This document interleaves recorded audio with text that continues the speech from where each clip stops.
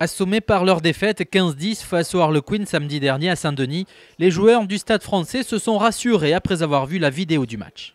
Quand on voit surtout la première mi-temps, dès qu'on était presque pour marquer un essai, on a pris une contre, ils ont marqué un essai, après ils marquent un essai sur un petit coup de pied, sur un petit en avant de notre arrière. Je ne pense pas qu'ils ont marqué des essais avec leur lancement de jeu, soit en touche qu'en mêlée. Je pense que c'est une équipe qui après il a su bien jouer le match, joué beaucoup de jeux au pied et avec une bonne défense. Donc voilà, je pense qu'en Coupe d'Europe, quand tu laisses 12 points d'avantage en équipe, après c'est difficile et surtout contre cette équipe que c'est très fort. Après avoir buté sur la défense anglaise et perdu des ballons à des moments cruciaux, les joueurs parisiens ont travaillé la discipline et l'opportunisme à l'entraînement. On a fait tout ce qu'il fallait pas faire pour buter contre leur défense, donc ça nous a amené quelques éléments de réponse concernant notre attaque.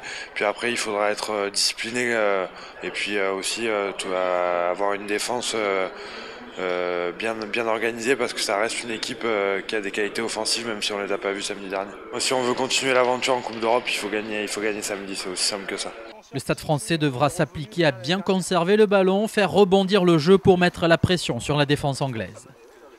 Y mettre déjà la même détermination, la même conviction, et puis simplement faire preuve de plus de maîtrise, notamment dans l'organisation, essayer d'être moins fébrile, donc plus méthodique, essayer de jouer plus proche les uns des autres, pas forcément dans les zones en essayant de se disperser les uns les autres, essayons plutôt de jouer un peu plus collectif, collé au ballon, et puis ensuite encore une fois pas hésiter à mettre les joueurs londoniens sous pression, en essayant de les affronter comme on l'a fait, en se rapprochant de leur ligne de but.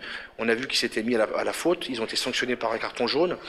À la fin du match, notamment, il y a eu aussi une action d'anti-jeu de leur deuxième ligne qui vient intercepter un ballon alors qu'on est peut-être en phase de marquer, qui n'a pas été sanctionné, mais peut-être que ce sera une clé pour ce week-end. L'important, c'est d'essayer d'occuper le terrain le plus vite possible, aller chez eux et leur mettre une pression pour les obliger à craquer.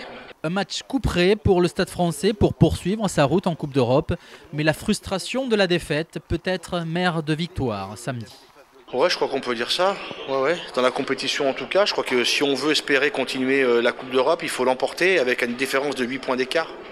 Parce que malheureusement, j'ai peur qu'en l'emportant et que Londres prenne un bonus défensif, j'ai peur qu'ensuite dans les deux confrontations qui nous attendent, puisqu'on va jouer les deux mêmes équipes, Ulster et Llanelli, j'ai peur qu'ils aient un avantage. Voilà. Harlequin Stade français sera à suivre en live sur sports.fr samedi à 18h30.